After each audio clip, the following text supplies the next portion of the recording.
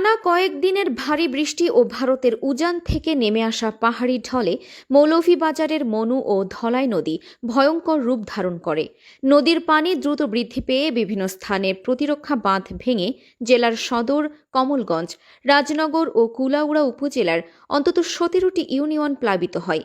এতে প্রায় 5,000 পরিবারের 30,000 মানুষ পানিবন্দী হয়ে পড়েন।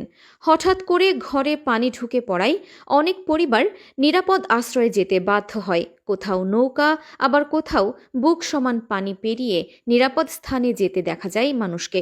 রাজনগরে বন্যার পানিতে ডুবে আশরাফ আলী নামে এক ব্যক্তির মৃত্যু হয়েছে। বন্যার সবচেয়ে বড় আঘাত পড়েছে নিম্নাঞ্চলের কৃষিতে। আউশ ধান, আমন, বীজতলা ও বিভিন্ন ধরনের মৌসুমী সবজির ক্ষেত পানিতে তলিয়ে গেছে। কৃষকের বছরের পরিশ্রম মুহূর্তে নষ্ট হয়ে যাওয়ার আশঙ্কা তৈরি হয়েছে। পাশাপাশি অসংখ্য পুকুর, ডোবা ও মাছের খামার পানিতে তলিয়ে যাওয়ায় ভেসে গেছে চাষ করা মাছ। এতে কৃষক ও মৎস্য চাষিদের কোটি টাকার ক্ষয়ক্ষতির আশঙ্কা করছেন সংশ্লিষ্টরা। ক্ষতিগ্রস্ত হয়েছে গ্রামীণ সড়ক, কালভার্ট এবং অনেক কাঁচা রাস্তা। ফলে কয়েকটি এলাকার যোগাযোগ ব্যবস্থা বিচ্ছিন্ন হয়ে পড়ে। ধলাই নদীর ভাঙনে কমলগঞ্জ উপজেলার আদমপুর, ইসলামপুর ও মাধবপুর ইউনিয়নের অন্তত 15টি গ্রাম প্লাবিত হয়। পরে পানি ছড়িয়ে পড়ে শমশেরনগর, পতন উষার ও মুন্সিবাজার ইউনিয়নের নিম্নাঞ্চলেও। অন্যদিকে রাজনগর উপজেলার উজিরপুর এলাকায় নদী ভাঙনের কারণে টেংরা ও কামারচাক ইউনিয়নের বিস্তীর্ণ এলাকা এবং সদর উপজেলার চাঁদনীঘাট ইউনিয়নের বেশ কয়েকটি গ্রাম পানির নিচে তলিয়ে যায়। তারাপাশা টেংরা সড়কসহ বিভিন্ন গুরুত্বপূর্ণ সড়ক তলিয়ে যাওয়ায় মানুষের দুর্ভোগ আরও বেড়ে যায়। বন্যা পরিস্থিতির শুরু থেকেই জেলা প্রশাসন, স্থানীয় জনপ্রতিনিধি এবং বিভিন্ন স্বেচ্ছাসেবী সংগঠন দুর্গত মানুষের পাশে দাঁড়িয়েছে। প্রশাসনের উদ্যোগে আশ্রয় কেন্দ্র খোলা হয়েছে এবং ঝুঁকিপূর্ণ এলাকার পরিবারগুলোকে সেখানে সরিয়ে নেওয়া হয়েছে। পাশাপাশি শুকনো খাবার, বিশুদ্ধ পানি ও অন্যান্য জরুরি ত্রাণ সামগ্রী বিতরণ করা হচ্ছে। দুর্গত এলাকায় সার্বক্ষণিক খোঁজখবর রাখছে প্রশাসনের বিভিন্ন টিম।